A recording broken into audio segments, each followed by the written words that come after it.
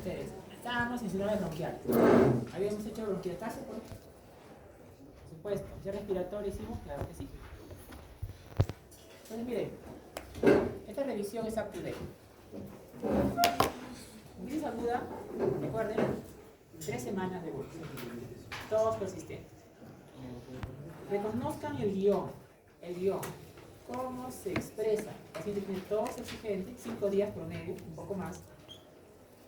Y esa tos, como es persistente, le genera dolor musculoesquelético. Y cada vez que tose le duele como una herida, se refiere. Esa fase se llama fase inicial. Algunos libros no lo mencionan. Solamente lo describen nomás así, general. Pero otros sí. La fase inicial es una tos seca, incómoda para el paciente, no encuentra alivio. Y luego pasa una fase 2, que es la fase de estado, en la cual el paciente ya comienza a botar flemas y baja la tos, frecuencia. Y por supuesto el dolor musculoesquelético también disminuye. Miren las 2 fases. Se autolimita a las 3 semanas. Mayormente es viral. Y justo hay más casos en estas temporadas de cambio de estación.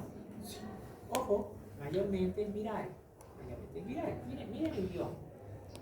En el examen físico, nada, cero. Todo normal, inspección, palpación, nada. A veces hay bronquitis. A veces no hay. A veces es sibilante. O sea, sería una bronquitis aguda con broncoespasmo. O sea, una bronquitis aguda con síndrome de fusión de vía aérea. Como también puede haber bronquitis aguda, como lo hay bronquiectasia, como la condensación retráctil. Sí, síndrome de fusión de vía aérea. No necesitas de sibilante para decir bronquitis aguda, sino que es un síndrome adicional, con broncoespasmo.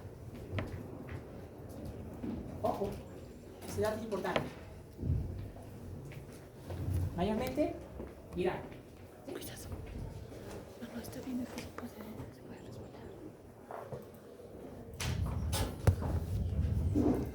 puede Las causas mayormente son virales.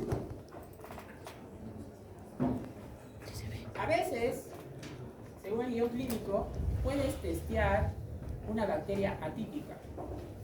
Antes del COVID, la bacteria atípica más frecuente era Mycoplasma pneumoniae. A veces, no es frecuente, puedes testear a la Bordetella bronchoséptica, que está en el ambiente de perreras, si hay contacto con ella. Mayormente es viral, mayormente. Pero como todo proceso respiratorio, a veces debe venir una complicación bacteriana. Pero recuerden, inicialmente es viral. Entonces, empieza con un resfrío común. Los síntomas ya les mencioné, desde nada, gripa normal, o puede haber roncantes, puede haber sibilantes, y lo que ya les mencioné por el golpe de tos, dolor musculoesquelético. El diagnóstico es clínico. ¿Qué es eso? ¿Qué es clínico? ¿Qué es historia clínica? Anamnesis, examen físico. Si viene un paciente previamente sano, sin antecedentes, ¿para qué radiografía de tórax? No tiene sentido. Siempre pongo el extremo de una gestante de 5 semanas de gestación. O sea, debe estar como una vena. ¿Le vas a tomar radiografía? No puede. Si es una crisis aguda como una viral, el hipo es normal, ¿para qué quieres una frase? Pero cuidado. Puede ser de que no sea bronquitis aguda. Esta es una pregunta capciosa.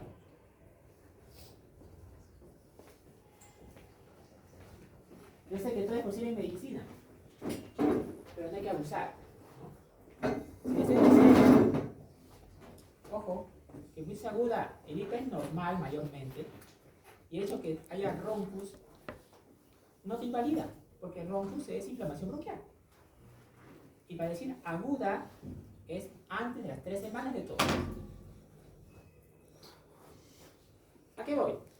de que si el paciente viene con los síntomas, pregunta de parcial puede ser, viene con los síntomas de crisis aguda, así como les he dicho. Y ustedes le examinan el IPA, uy, y encuentran matidez. Encuentran matidez. Hay dos opciones. Primera opción, que no sea crisis aguda.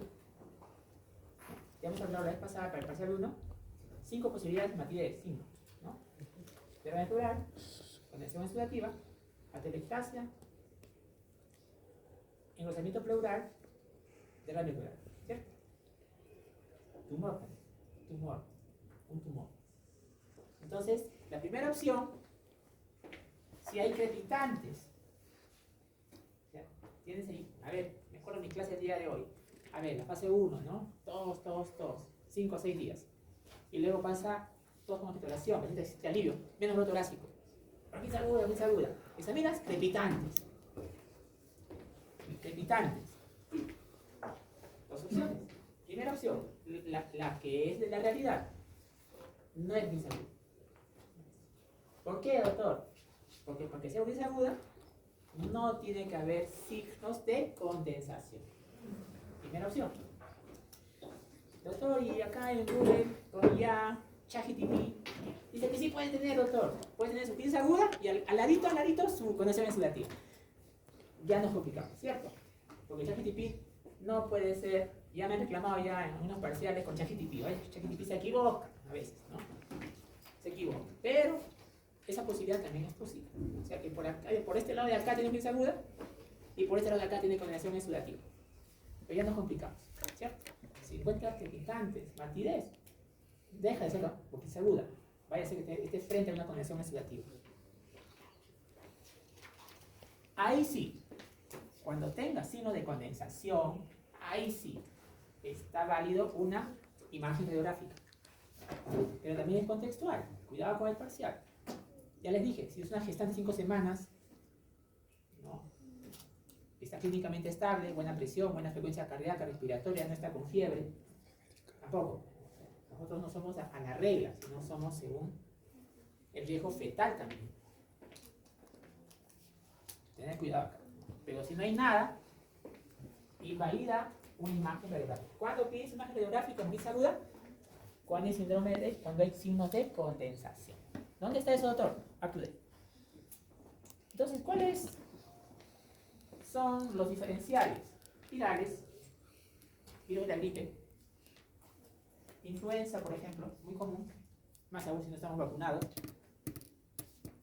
Esto es una emergencia nacional, sobre todo en la población pediátrica, que es la Bordetella pertussis, ¿no? Es una tos quintosa, ya hemos hablado en las primeras clases de semestre, que reconocerlo no es difícil, tos, quinta de tos, ¿no? Y un estridor después de toser, ¿no? Tiene que hacer el hisopado porque es contagioso, Estas son las perreras y estas dos son bacterias atípicas. Entonces, creo que está claro muy salud. Creo que está claro. No requiere mucha prueba. Es una buena historia clínica, un buen examen físico y valores. Doctor, ¿por qué usted no pide radiografía porque es aguda? Porque es normal. Entonces, ¿por qué le voy a pedir? Pero si hay condensación, primera opción, ya no es condensación aguda. Pero doctor, ChatGPT dice que sí puede ser. Referencia dural, ¿ya? Vamos a hacer una referencia dural, ¿sí? Entonces, tener cuidado también con otra técnica de razonamiento clínico, que es, si le vas a pedir un examen auxiliar a un paciente y no va a variar tu impresión y tu conducta terapéutica, entonces ¿para qué le pides? ¿Para documentar? No. Más aún si es una radiación en un bebé que está en el vientre materno. Entonces, la placa de tórax, vuelvo a decir, según la bronquitis aguda común, es normal. A veces se encuentra un aumento de la trama broncovascular para cardíaca derecha y un poco izquierda, pero más nada. engrosamiento de las estructuras broncovasculares. ¿Está bien? ¿Cuándo se pide? Ya. Puede ser que tenga un cambio en los signos vitales. Se pide. Una bronquitis aguda en general no desatura, salvo que tenga un componente de síndrome de obstrucción de vía aérea. Se explora con la imagen radiográfica si encuentras algún signo de condensación. Claro, también es contextual. ¿Qué tal si viene un paciente sexagenario, ¿no?, que tiene un trastorno de la conducta, ¿no? Acuérdense que los adultos mayores, cuando se infectan, a veces ni tosen, solo cambian de conducta, no quieren comer, no quieren dormir. Entonces, en ese contexto, de repente también podría darse. ¿Ves? Es contextual. Pero lean bien la pregunta en el parcial. ¿En qué contexto estás? Bien.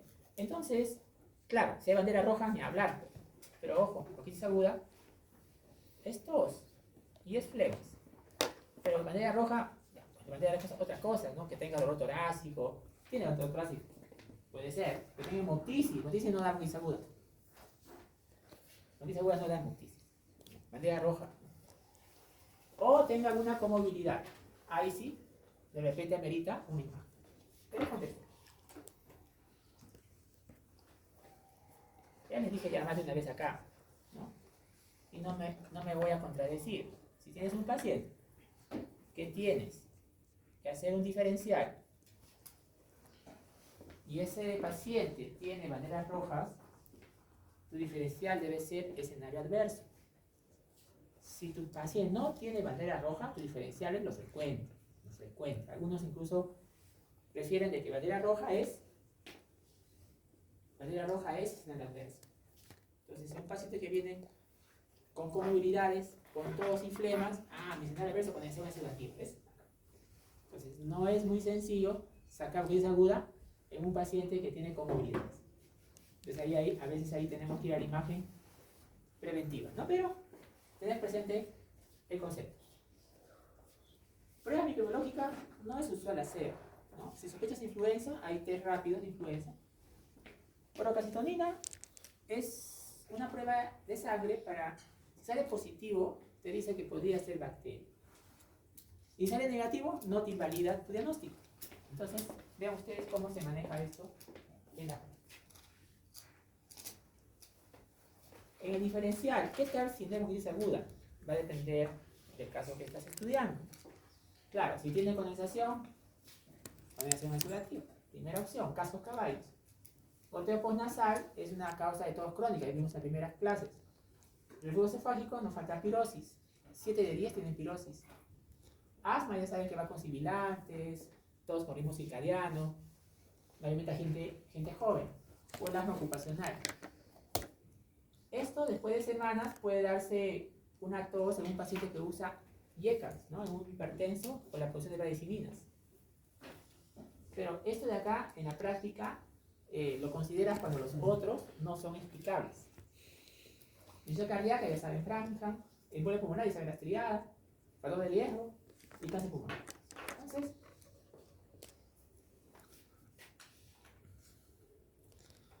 en cada uno de ellos hay guión, ¿no? He tratado de, en las anteriores clases, darles algunos guiones. Bronquitis aguda, por ejemplo, ya les mencioné el guión hace un momento. Revisen. Condensación exudativa, vamos a llegar todavía más adelante. Embolia pulmonar, la triada del bicho, la triada de banderas rojas. Este síndrome broncocompléjico, para mí es una frustración. Es un síndrome que no es tan urgente, ni siquiera está en Google, ¿no? Es la oportunidad de revisarlo. Un poco frustrante, porque si no les va a servir mucho, porque en las historias no están, de las historias reales. ¿Cuándo consideramos broncopléjico? ¿Cómo entramos a tema rápido aquí?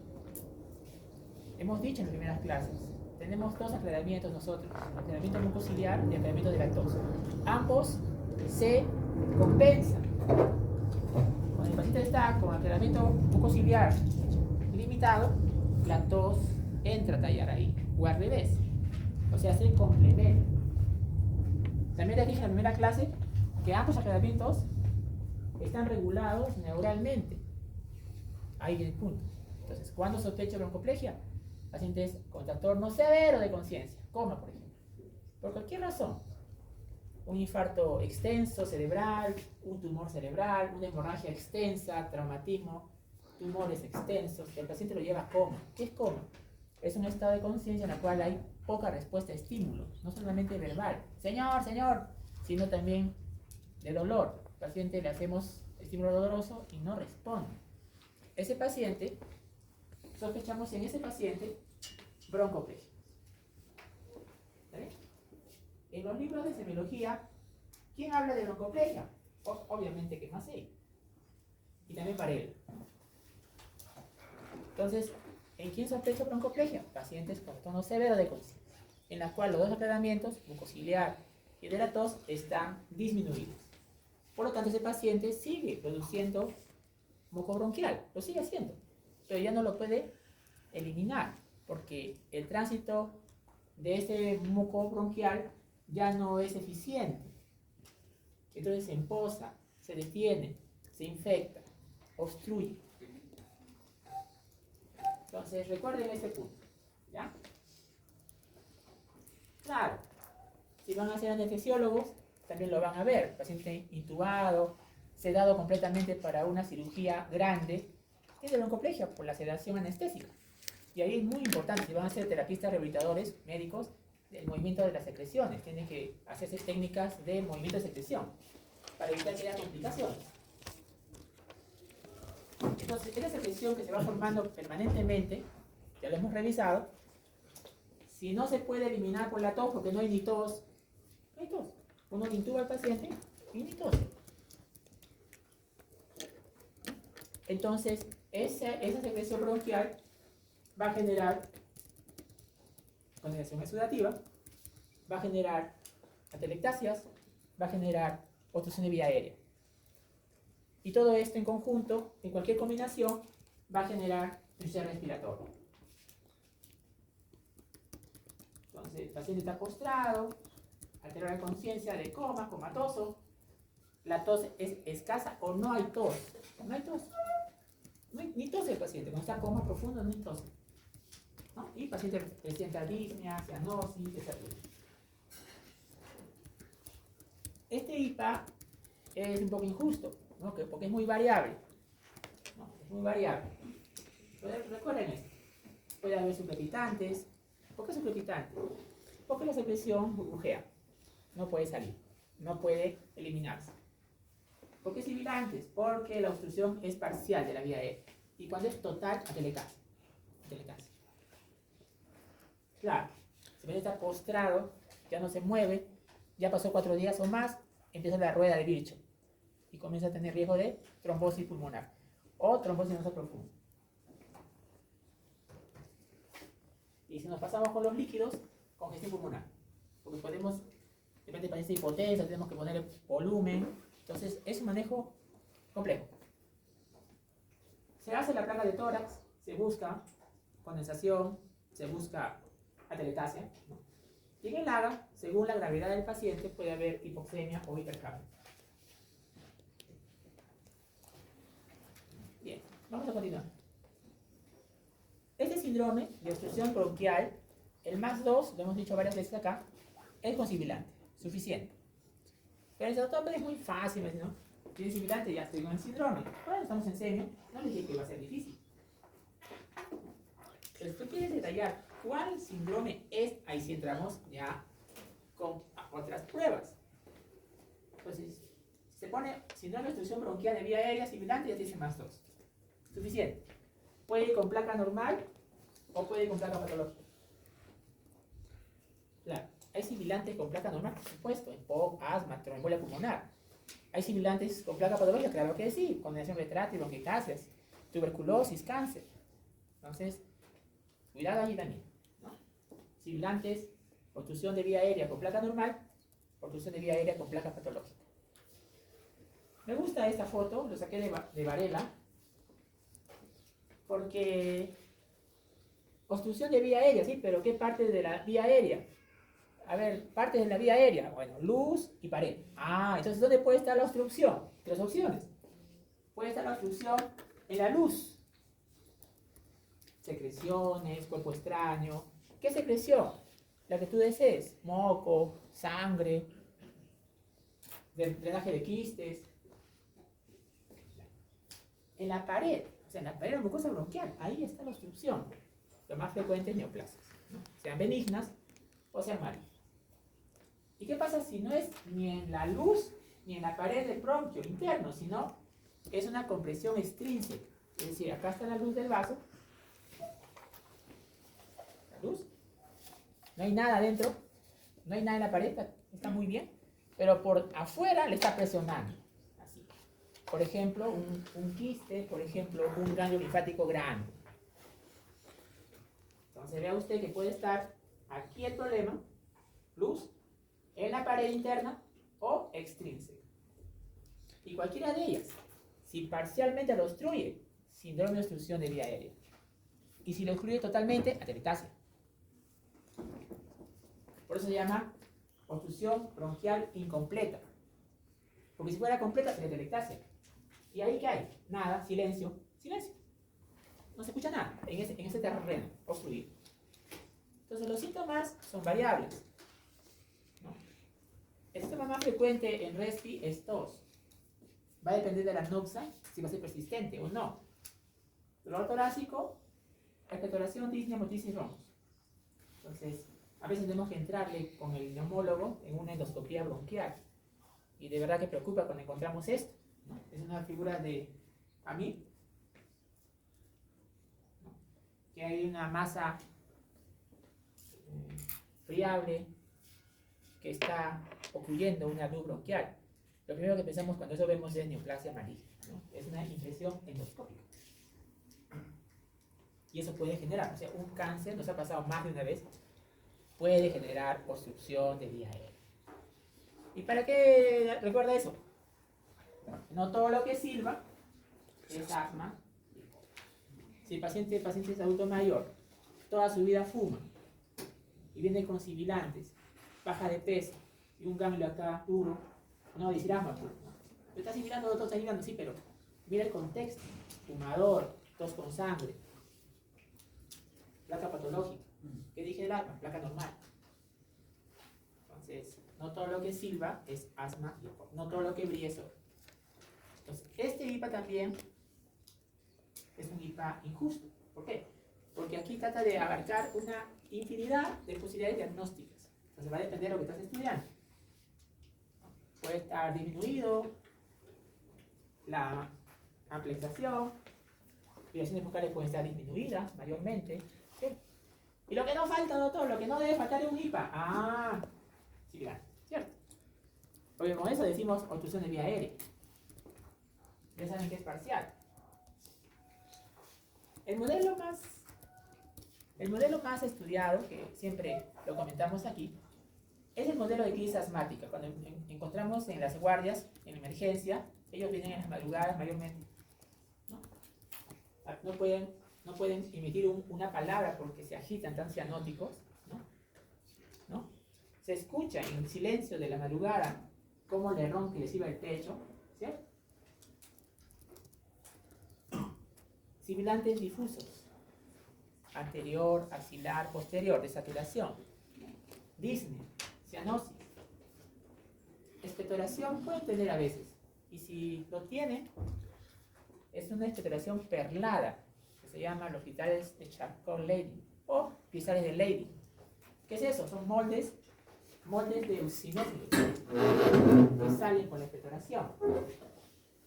Pero eso no es la regla, porque hay asma bronquial con eosinofilia y hay asma bronquial sin eosinofilia, o sea, el hecho que no tenga tampoco la invalida. Entonces, en el examen físico, sean muy cuidadosos en cuanto a la expiración prolongada, muestra disminuido, roncus y sibilantes. Es de los síndromes que te mueven, ¿no? Te hace pararte, ir por el oxígeno, llevarla para que la nebulicen. Y cuando es asma bronquial, felizmente responden bien, porque el asma bronquial es totalmente reversible. Responden bien. Salvo que no responda bien, no porque no sea asma, sino porque hay un factor que impide su mejoría total. Coordinación exudativa, telectasia, nemomediastino, nemotórax. Entonces ahí, en el control, si no ha mejorado completamente, entonces va a una imagen, buscando la complicación que está impidiendo su mejora completa. Pero está súper bien, se va de alta. Doctor, ¿por qué no le pide una placa? ¿Qué hemos dicho? La placa de tórax en un asma es. Entonces, ¿cuándo le pides? Cuando no mejora completamente. Ahora bien, cuidado acá, porque esto es a veces siempre, el parcial no se puede estar consultando, ¿no? Creo que es el momento. Miren, una cosa es la semiología. La semiología, ¿qué te dice? Historia clínica, sibilante, roncal. Esa es la semiología. Los síntomas. Y otra cosa son la fisiopatología que explica esa obstrucción. No es igual, no es sinónimo. Y eso tienes que saber. ¿Por qué? En ese momento. Pero esto es lo que tratamos nosotros. Y mientras mejor lo sepamos, el tratamiento va a ser más efectivo. ¿Por qué hay obstrucción de vía aérea? Son como 12 a 15 explicaciones fisiopatológicas. Va a depender de cada caso. Lo que no falta, un poquito más de la mitad, broncoespasmo. Eso ya les dije en la primera clase. Que la luz bronquial puede cerrarse o abrirse por sustancias endógenas o exógenas. Se abre y se cierra. Entonces, si hablamos del asmático, esa persona tiene mayor reactividad para cerrarse. Tiene mayor actividad para cerrarse ante noxas exógenas aéreas a veces. Perfumes, olores, humos, etc. Tiene mayor propensión a cerrarse. Porque la luz bronquial es dinámica. Es dinámica. Producción de moco excesiva. Hemos hablado en la segunda clase, tercera clase, de la accidente mucociliar. Las dos mucinas más frecuentes de los seres humanos, MUC5AC y MUC5B. Una es constitutiva, la otra es inducible. ¿Dónde se producen? En las células Glover y en las glándulas mucosas. Y va a depender de la noxa para ver si estas glándulas comienzan a producir más moco en base a una respuesta inflamatoria. En el moco, ojo, cuidado acá, no hay inflamación. ¿Por qué es inflamación? Inflamación es presencia de leucocitos. En el moco bronquial normalmente no debe haber inflamación, pero si hay inflamación, por ejemplo, en asma es eosinófilo, que es un tipo de leucocito, en EPOC es neutrófilo, un tipo de leucocito, entonces eso va a generar problemas a este nivel. Y si la inflamación no se trata correctamente, por X razón, esa inflamación de la mucosa bronquial va a generar que la musculatura lisa de la pared bronquial comience a crecer. Eso se llama efecto mitogénico. Y al crecer la musculatura lisa crónicamente, vean ustedes, un ejemplo. Luz. Pero si yo agarro todo este conjunto de papeles y trato de... ya hay menos luz. Entonces, si la mucosa bronquial, la pared bronquial crónicamente inflamada, aumenta la musculatura lisa, le resta luz. Le resta luz bronquial. Esos son asmáticos crónicos. Y otras cosas más, por ejemplo, el desbalance de lactasa-antilactasa que se ve en pacientes enfisемatosos. El enfisema pulmonar es una enfermedad en la cual se clivan los septos interalveolares. ¿Quién lo cliva? La elastasa. ¿Dónde está la elastasa? En nuestro sistema inmune disregulado y también en los que fuman, en el humo del tabaco. Pero vea usted, esto explica, caso por caso, es similar. El síndrome de obstrucción. Entonces, diferencia entre sibilante y estridor. Bueno, el sibilante mayormente es expiratorio. El estridor mayormente es inspiratorio. El sibilante agarra más espacios anatómicos desde arriba, el torácica superior y el torácica central, el torácica inferior. En cambio, el estridor es netamente central, acá. ¿Ya? Estridor, cuando se escucha sin estetoscopio, el estetoscopio tiene toda la autoridad de decir obstrucción de vía aérea superior, que es una emergencia. Sibilante va a depender del contexto. Estas tres regiones están up to date, ¿cierto?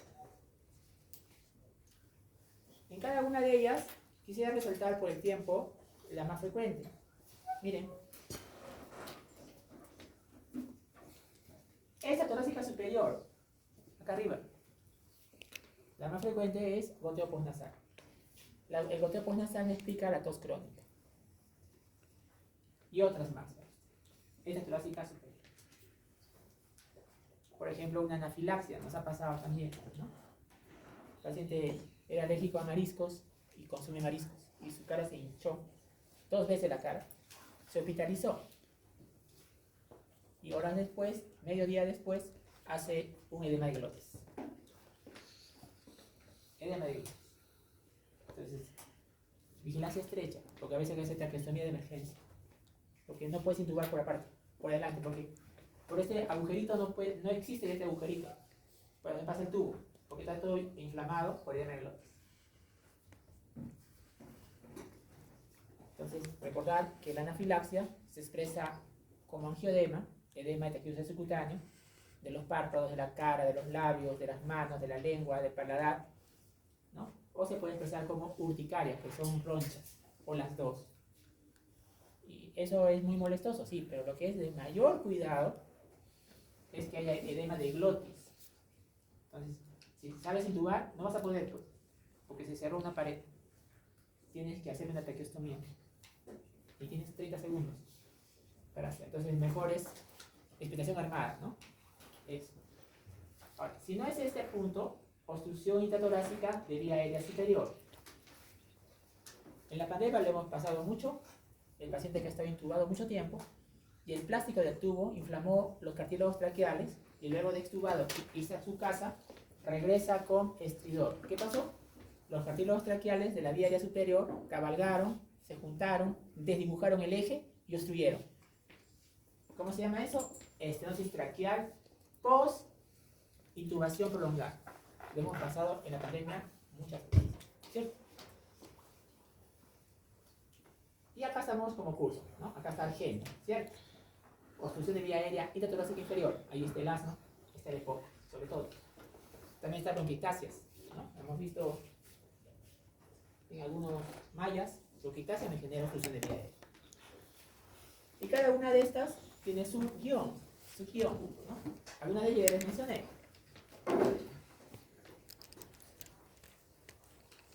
Ya les mencioné. Ustedes busquen, hasta se pueda, reconocer guión. Cada una de ellas tiene un guión. Es central. Claro, el bocio, ¿no? El bocio, cuello. El cuello se examina sentado, por delante y por el lado lateral. Si hay un bocio, a ese bocio puede tener relación con una obstrucción de vía aérea superior. Entonces, algunos pacientes van a tener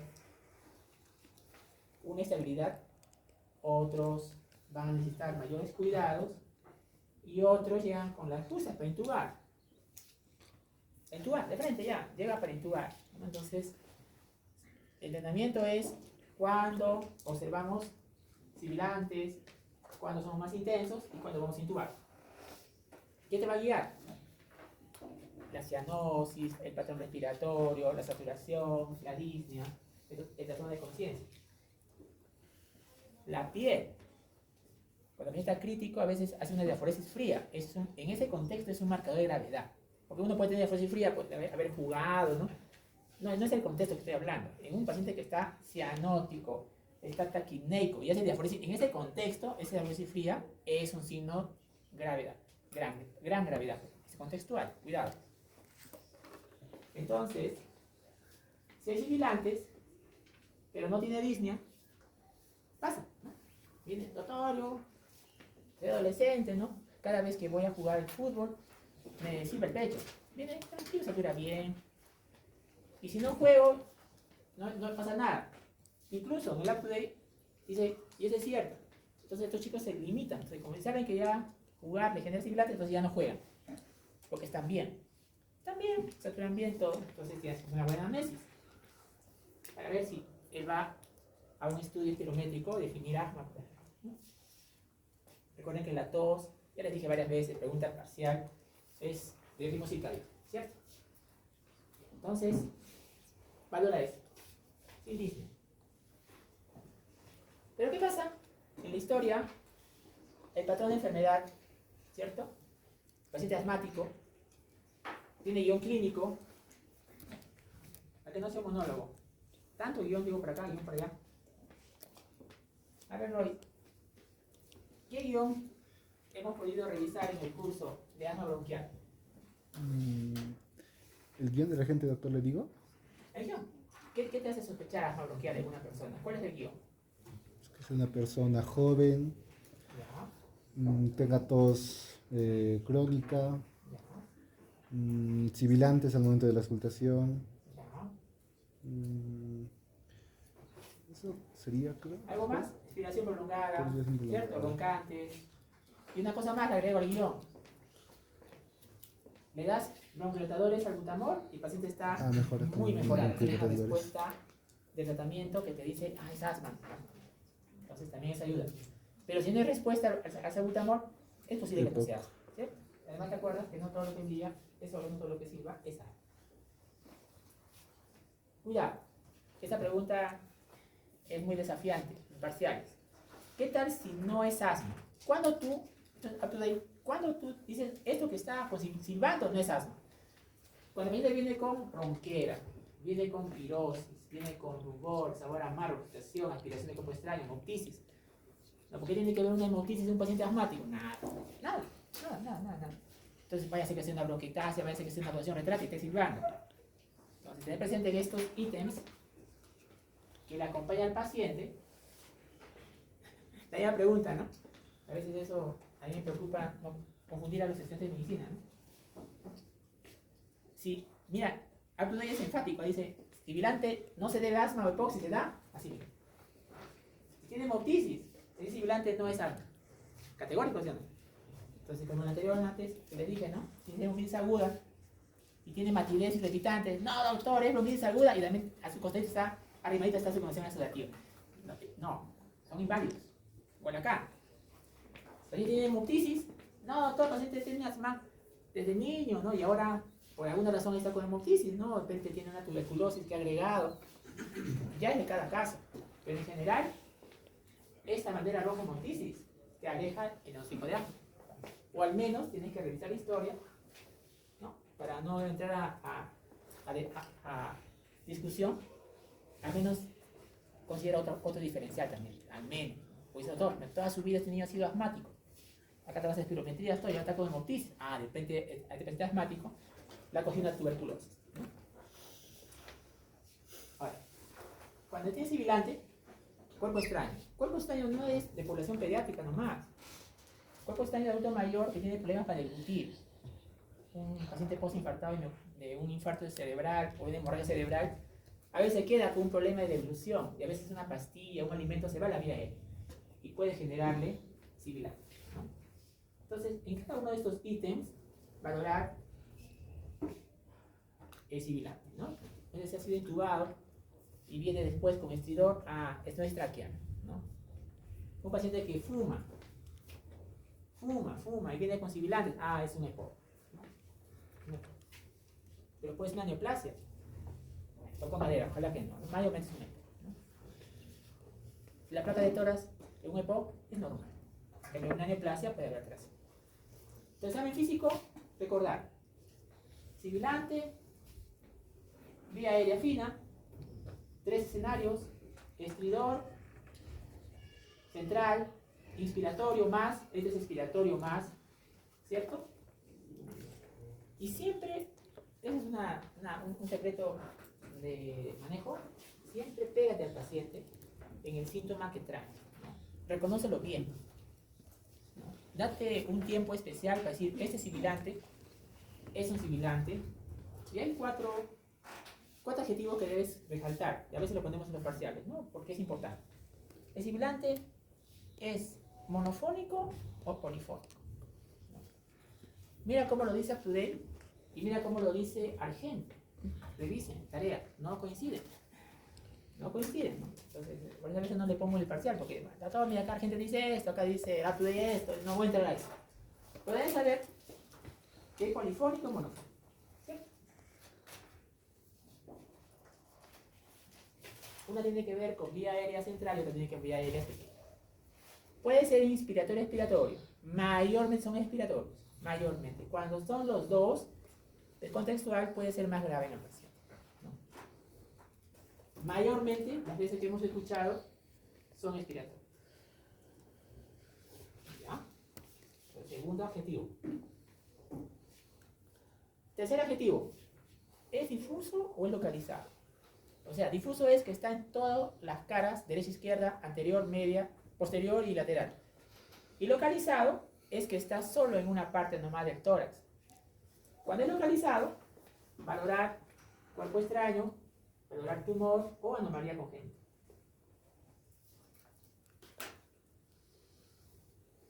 Tres. Y la cuarta ya les mencioné, territorio anatómico. ¿Dónde está el problema? ¿Esta torácica superior, central o intratorácica inferior? Entonces repasen esa parte porque es importante. Polifónico, monofónico, bueno, hay una diferente punto de vista entre Argente y Aptude, por eso ese lado lo he dejado en observación. Y como en todo paciente, los hallazgos extrapulmonares. Desde la clínica, jóvenes, futuros médicos, es completo. El árbol es Respi, nuestro curso, pero el bosque es todo, todo. Y tienes que tener una valoración científica detallada desde la coronilla, con calma, por regiones, descubriendo poco a poco, porque no puedes pasar por alto algunas cosas. Por ejemplo, aquí, este niño tiene unas adenoides que ocluyen parcialmente la vía aérea superior. Puede generar problemas. O esta persona de acá, que ya no vemos mucho, antes veíamos acá en Cusco y en Lima también, bóceos gigantes, ¿no? Gigantes, incluso con estirpes neoplásicas en las histopatologías, ¿no? No sé si acá estoy frente a un genetista, siempre valora el pabellón auricular y el dorso de la nariz, porque puede estar frente a un paciente con policondritis recidivante, o la morfología del pabellón y la morfología del dorso de la nariz, que te habla ya de una estructura alterada a nivel de la vía aérea superior, ¿no? Y pacientes, ahora tengo un paciente aviar, tú ves las manos del paciente, estas manos, las manos reumatoides, y este reumatoidea, cuando está positivo fotorreumatoideo, puede haber manifestaciones extraarticulares, por ejemplo, condensación retráctil con similares. Entonces, vea usted, ya te advierte, en una paciente reumatoidea puede haber manifestación extraarticular. Dentro de esas manifestaciones extraarticular está pulmón, como condensación retráctil. Y esa condensación retráctil me produce similar. Entonces, lo más importante es la historia clínica, el examen físico. Y según lo que vas a sospechar, le pides una prueba funcional a ASMA-EPOC. Si sospechas un problema estructural anatómico, le pides una tomografía, una radiografía. Sospechas neoplasia, con eso, bronquitasia, con eso retráctil. Si te está alarmando que esto está generando ansiedad respiratoria, le pides un AGA. Si no tienes estudio, estás en +1, le pides una broncofiloscopía para ver la TB, para ver la posible neoplasia, ¿no? Y si el paciente viene muy descompensado, no dudemos, si tenemos protocolos estandarizados, buenos, fuertes, se intuba. Porque en nuestro país, a veces por falta de médico, el paciente llega caminando y hace paro en la emergencia.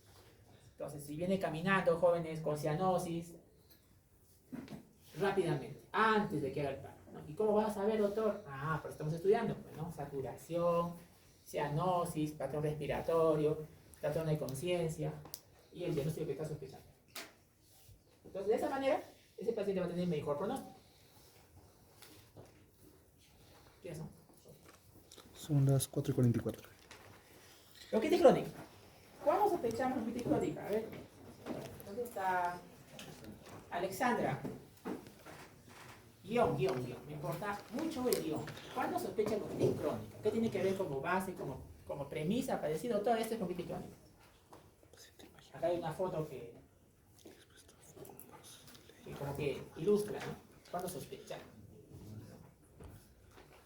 ¿Cuándo sospecha? Es un sistema respiratorio. Puede ser por los antecedentes que me diga el paciente, doctor. Si es fumador, persona alta, bueno, el fenotipo de la persona es persona alta, fumador o también en los casos que hemos visto que es más que todo por cocina a leña, ¿no? Claro, los síntomas cardinales son 3, recuerden, inespecíficos, ¿ya? Tos, expectoración y disnea. En cualquier combinación, como dijo vuestra compañera, gracias, sospéchalo en personas que tienen inhalación de humos. A nivel mundial, mayormente tabaco, pues nosotros mayormente vemos en el hospital nuestras hermanas del campo de Alto Andinas, humo de leña, exposición. Pero doctor, ¿cuánto? Bueno, ¿cuánto de exposición? Para decir, si el paciente me dice de 80 años, me dice, toda mi vida he cocinado con leña, pues no tengo más que decir, ¿cierto? Pero si solamente ha sido pues un domingo, unas parrillas, de eso no es poco, ¿cierto? Tiene que haber una inhalación sostenida, algunas horas por día, algunos días por semana, algunas semanas por meses, por años. Y también la edad, porque si hay un bebé de 5 añitos de edad que está acompañando, tampoco es EPOC, ¿no? Pensamos EPOC, crisis crónico, pacientes mayores de 35 o 40 años de edad, ¿no? Tampoco, pues la exposición es así a cualquiera, ¿no? No es así, puede generarle otras molestias. Entonces no olvidar, para tener guión de bronquitis crónico, es eso. Cuidado con los libros, dice en los libros antiguos, bronquitis crónico, ya, 2, 3 meses por año, por 2 años. No, pero eso puede ser cualquier cosa, puede ser cáncer, puede ser bronquitasia, puede ser condensación retráctil, no, pero antes decían así, si el paciente tiene expresión de humo, si tiene 2, 3 meses por año, por 2 años, es bronquitis crónico. No, pero es una definición general, un +1 diría yo, hasta ahí, +1, pero no +2. El +2 es espirométrico. Bueno, te acercas con esa definición clásica antigua, pero cuidado ahí, solo ¿puedo pensar en bronquitis crónico si tiene 2, 3 meses por año, por 2 años? No. Debo pensar lo que acabo de decir. Tuberculosis, condensación retráctil, bronquitasia, condensación retráctil. Cuidado con el solo, ¿no? Entonces, bronquitis crónicos adentro de los EPOCs. ¿Cuántos EPOCs son? 3 EPOCs. ¿Cuáles son los EPOCs? Enfisema pulmonar, bronquitis crónico y asma no reversible totalmente. Hay otros síndromes respiratorios que se comportan, que se parecen, pero no llegan a ser EPOCs. Por ejemplo, bronquitasia. Como digo, bronquitasia puede tener un flujo aéreo obstruido por espirometría, pero no llega a ser un EPOC. EPOC son 3. Vamos a revisar en este momento uno de ellos. ¿Cuáles son los síntomas principales? Ya les mencioné. ¿Qué pasa en esta situación? Que el humo genera inflamación de la mucosa, genera mayor cantidad de mucina, las dos mucinas, pero ¿cuál más? La mu5-acil, la que es inducible, ¿de acuerdo? Y estas mucinas aumentadas hacen de que el paciente tenga una disminución en su capacidad ventilatoria, ¿no? Y puede generarle sibilantes. Entonces, a usted, fenotipo bronquitis crónico, nuestro tema, fenotipo enfisema. Pero para que sea EPOC, tiene que necesariamente tener limitación al flujo aéreo. ¿Y eso cómo lo vamos a lograr? Con espirometría. Y en la espirometría que se da, un tifenado por debajo de 0.7. Define EPOC. Doctor, y la placa, normal. La tomo, normal. Entonces, vayas a definir EPOC, bronquitis crónico, enfisema, es espirométrico. La imagen, pero puede haber, acá está en el libro, mira, acá está, dice que puede haber cardiomegalia, y por ejemplo, sí, pero eso es tardíamente. No es en la evolución natural. ¿Qué va a haber en la mucosa bronquial de un paciente con bronquitis crónico? En la vía aérea va a haber inflamación. ¿Qué dije antes? ¿Qué leucocito domina EPOC? Neutrófilo, ¿ya? Neutrófilo, ellos dominan. Y genera pues aumento del moco, ¿no? Y esta situación, recuerden, la primera clase también, aquí es igual presión, flujo por resistencia, una vía aérea inflamada, ¿no? En algún momento se va a alterar los factores de punto de presión y ese paciente va a hacer hipertensión pulmonar. Debido a que los fenómenos de la hipertensión pulmonar, que vamos a ver más adelante otro día, son la vasoconstricción hipóxica, ¿no? Y otras cosas más. Por ejemplo, la inflamación, la trombosis y el remodelamiento de ello, ¿no? Entonces, ¿importa dónde estás? ¿Con el fumador o con la señora que cocina con ella toda la vida? Pregúntale por los síntomas carinales. 3. En cualquier combinación. En cualquier combinación.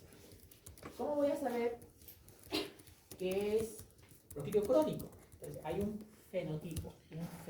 Cuidado con el fenotipo. ¿Ya? Cuidado con la pregunta también. Doctor, ¿la espirometría me define por? Sí. Difenado por agua 0.7. Pero la espirometría me define que sea bronquitis crónico enfisema. No. Ahí entras con el fenotipo. Vamos a ver eso del fenotipo en un momento. Entonces, ¿cómo viene el paciente? Viene con los síntomas ya mencionados, pueden encontrar sibilantes. Si está muy difuso, más de una vez nos ha hecho, digamos, observar más, porque dice, doctor, me oprime el pecho, ¿no? Primera opción que pensamos es un infarto o algo similar. Pero también, cuando está obstruida las vías aéreas, también puede tener esta sensación el paciente, como que le oprime el pecho. A veces acá pecamos por exceso, le hacemos un EKG, por si acaso, ¿no? Si son adultos mayores. Entonces, va a depender la variabilidad también de los síntomas. ¿Qué pasa si un paciente con esta situación, cuidado acá, ¿no? Up to Date nos dice, cuidado con cómo se presentan estos pacientes ante ustedes. Primera posibilidad, como el paciente cada vez que camina, sube alguna cuesta, se agita, entonces ¿qué hace? Limita su actividad física. Y al limitar su actividad física, aumenta de peso y sigue fumando. Entonces cuando llegan a ustedes con sobrepeso o obesidad, debido a la limitación funcional, porque cada vez que hace algún ejercicio se agita, entonces ustedes le preguntan, cuidado con la pregunta, a veces la pregunta, señora, ¿usted se agita? No, no me agito, es que no hace pues la actividad porque se restringe, tengan cuidado ahí. Usted le examina, le hacen una prueba de repente y puede detectar que si no hace síntomas floridos es porque ella se ha limitado la función física, porque cada vez que lo hace se agita. Primera opción. Segunda opción, el paciente netamente fenotipo bronquítico crónico. Aclaro acá, este dibujo que está arriba, que está en varios libros, no es el objetivo primario de la formación médica del estudiante de medicina andino. No es así, doctor, no es así, porque este es un estadio final de la enfermedad, estadio final. Sería absurdo de que formemos estudiantes de medicina, médicos, para que reconozcan estadios finales. No, ustedes tienen que reconocer, nosotros tenemos que reconocer estadios precoces. Aquella persona que es empresario, que fuma y que de pronto en un partido de tenis se agita un poco y está completamente eutrófico, rosado. Le hace la prueba y sale EPO. Eso es la recomendación. Cuando un paciente viene apotalado, azul, cianótico, obeso, con su cigarrito, poliglobúlico, palmas rojas, ese es un estadio avanzado. Ese fenotipo de un avance de la enfermedad, ¿no? Agotador azul, mayormente son sobrepeso, obesidad, esta situación de bronquitis crónico. ¿Vale? Por la limitación que hacen en el bronquitis crónico también, en cuanto a los síntomas carinales, te preguntaran, doctor, todos en operación Disney, ese es nuestro objetivo, somos semio. ¿Cómo se diferencia del otro fenotipo, que es enfisema? ¿Qué domina más? La tos frecuente, la flema mucopurulenta y la disnea. En cambio, en el otro, enfisema, es primero la disnea, domina la disnea. Entonces, sí hay diferencias neurológicas entre los dos fenotipos. Y la tercera forma de presentarse del bronquitis crónico es cuando viene exacerbado. O sea, de su basal, en las últimas 24 horas, aumenta estos síntomas carinales. ¿Qué aumenta? Tos, aumenta la flema, se pone de otro color, se pone más espesa o se agita. Entonces, ¿eso cómo se llama? Exacerbación de la bronquitis crónica. Y mayormente la exacerbación es de qué causa? Infecciosa. Mayormente, no solo infecciosa, porque también hay un porcentaje de 1/4 que la causa es a veces cardíaca. O sea, el paciente bronquitis crónico a veces hace congestión pulmonar, ¿no? ¿Por qué? ¿Por qué hace eso? Bueno, porque el paciente bronquitis crónico, si no se ha tratado correctamente, sigue inhalando el humo de tabaco, el humo de leña, en algún momento su presión de arteria pulmonar va a aumentar. Y la arteria pulmonar aumentada va a generar el corazón derecho crecido. El corazón derecho crecido le va a generar edema en las piernas, le va a generar aorta ómnea, además de poliglobúlico. Entonces, eso no es infeccioso, eso es cosmonar. Eso no es cardiovascular. Y la poliglobulia también es un compromiso no infeccioso. Entonces, al paciente le examinas detectas en qué momento tiene más molestias, ¿no? Mayormente es en la mañana, tiene que ver con la actividad física. ¿Por qué aumenta de peso? Ya les mencioné por qué, ¿no? Tienen cuidado ahí. Por eso algunos son de fenotipo de sobrepeso, obesidad, ¿no? Y el examen físico, sibilantes, ¿no? Provocantes, mayormente, inspiración prolongada, ¿sí? Es lo que decimos, ¿no? Claro, si el componente enfisematoso y tú le percutes, no hay prohibición, puedes encontrar una hiperresonancia. Esta foto, por favor, acuérdense, es cuando llegamos tarde, ¿no? Aquella paciente que tiene un líquido crónico, ya conocido, y viene con las dos piernas hinchadas. ¿Qué significa que vengan con las dos piernas hinchadas? A ver, una explicación. A ver, Roy. Bueno, cuando hay un paciente que tiene EPOC, con el tiempo, por la misma fibrosis, los vasos sanguíneos se terminan, pues, siendo aplastados, por así decirlo, y provoca una hipertensión pulmonar. Esta hipertensión pulmonar termina llegando hacia lo que es el ventrículo derecho, terminando haciendo, bueno, provocando lo que es una falla cardíaca. Esta falla y un crecimiento de las cavidades cardíacas derechas. Esto a su vez va a producir lo que es un reflujo, por así decirlo, o un flujo retrógrado, mejor dicho, de la sangre del ventrículo derecho hacia la aurícula derecha. De ahí va a ir de la aurícula derecha hacia las venas cavas, en este caso la vena cava inferior, y por el aumento de la presión hidrostática provoca el edema bilateral, ¿no? Claro, gracias, Roy. Cor pulmonale, ¿cómo lo sospechas? Esto es frecuente en el servicio. Aquella persona que tiene bronquitis crónico de larga data, que viene asustado, ¿quién no? Porque sus dos piernas están hinchadas. Entonces, bronquitis crónico genera hipertensión pulmonar y esa genera, como dijo vuestro compañero, crecimiento de cavidad cardíaca derecha, una falla cardíaca derecha que es el cor pulmonar, con síntomas de frámica de falla cardíaca derecha. Sinónimo de cor pulmonar crónico, falla cardíaca derecha. ¿Y qué tiene la falla cardíaca derecha? Lo han estudiado seguro en cardio, ¿no? En semiología. Tiene hepatomegalia, tiene ascitis, reflujo hepatoyugular, infiltración yugular, ¿de acuerdo? Y edema en las piernas. Miren todo lo que tenemos que armar ante un paciente que viene con historia de bronquitis crónico, sin tratamiento de larga data, que viene con las dos piernas hinchadas. La primera opción, digo yo, ¿no? Que también puede tener por otras razones. ¿Está bien? Entonces, esta diapo también, revísenla. Es muy importante lo que se va a decir.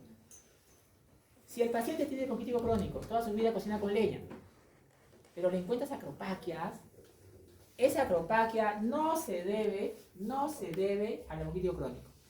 Tienes que revisar las causas de acropaquia que hemos estudiado ya en anteriores clases, ¿no? Neoplasia, bronquiectasia, conexión retráctil. Cuidado, si el paciente notó tiene bronquitis crónico porque toda su vida cocina con leña, tiene espirometría con tiseno menor de 0.7. Así, ¿y cómo explicas la acropaquia? No se explica por lo que acabo de decir. Bien, hay que buscar la causa. O sea, el EPOC, bronquitis crónico, no da acropaquia como regla. En medicina hay reglas, aunque nadie la respeta, ¿ves? Pero hay reglas, ¿no? Entonces, el paciente puede tener una neoplasia, puede tener otra causa que sí da acropaquia, ¿ya? Tener presente también en él. Claro, si le examinas las uñas, vas a encontrar, pues, a veces uñas amarillas, ¿no? Debido a la nicotina. Pero recuerda que también hay un síndrome de uñas amarillas que ya sale de nuestro curso, ¿no? Con problemas linfáticos. Las imágenes ya les mencioné, normales. Por eso no se requiere imagen en bronquitis crónico. ¿Por qué, doctor? Porque es normal. Y al final, doctor, en el estadio avanzado, ahí puede haber bronquitis crónico, cardiomegalia, puede haber hipertensión pulmonar en las placas de atrás, ¿no? Pero eso es al final. Bueno, acá, de este libro, que es CTO, MIR, es el MIR español, las diferencias entre los fenotipos bronquitis crónico y enfisema. En nuestro curso de RESPI, ¿cuál sería? Ya les dije algunas, ¿no? La tos es más frecuente en bronquitis crónico que enfisematoso. La expectoración es muy purulenta en bronquitis crónico, en enfisema ni hay expectoración, es tos seca. La disnea domina en enfisematoso, en bronquitis crónico es menos. las complicaciones son mayores en bronquitis crónico que enfisema. ¿Qué complicaciones? Cough pulmonar, poliglobul, hipertensión pulmonar, infecciones respiratorias. Es más frecuente en el fenotipo bronquítico crónico que en el enfisema-tox. Y los gases, pues los gases también, ¿no? Más hipoxemia y más hipercapnia en bronquítico crónico que en enfisema. Revisen algunas características, ¿no? Las imágenes, normal en toda la historia natural. Pero al final, caso clínico, al final, hay diferencias, ¿no? Ya les dije, bronquítico crónico, sí les dije. Y en enfisema, ¿cómo es? Es radiolucideces marcadas, horizontalización de las costillas, aplanamiento del diafragma, ¿no? En el enfisema-tox, ¿no? El fenotipo de estadios avanzados, ahí está, agotador azul, bronquítico crónico, enfisema, socado rosado. ¿Ya? Cuidado ahí, estadios avanzados. El diagnóstico es espirometría, ¿sí? ¿Y qué más encontrar en espirometría? El tifenao, menor de 0.7. Aquí está. Volumen cero forzado al segundo entre capacidad vital forzada menor de 0.7. Esto define POC. ¿Cuántos EPOC son? 3. ¿Te define bronquitis crónico? No. Te define POC. ¿Y cómo voy a saber qué es bronquitis crónico? Aquí está la tabla. Ahí lo defines. O el fenotipo. Claro.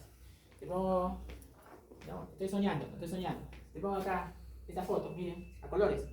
Y te pongo, ¿es fenotipo bronquitis crónico? No. Ese no. Pues si te pongo acá, este fenotipo de acá, y te pongo bronquitis crónico, ¿fenotipo? Sí. Miren. ¿No? Entonces, tened cuidado. Entonces, no, pero usted dijo todos son EPOC. Si todos son EPOC, con el tifenao por encima de 0, por debajo de 0.7. Pero la definición de fenotipo es con estas características que ya mencioné. ¿Y qué tal si no es EPOC? Up to date. ¿Qué tal si no es EPOC? ¿Qué tal si tiene los síntomas, tiene los signos, pero no es EPOC? Puede ser un asma, puede ser una falla cardíaca, que también sirvan, asma cardíaca. ¿Y hay que voy a usar? Framingham. Claro, una buena historia. Puede ser bronquiectasias. No, doctor, usted dice que POC no se debe tomar placa de todas porque es normal, pero si sospechas bronquiectasia, tiene hemoptisis, tiene atropaquia, le tomas una placa y buscas, pues, la bronquiectasia, ¿no? Y ya está.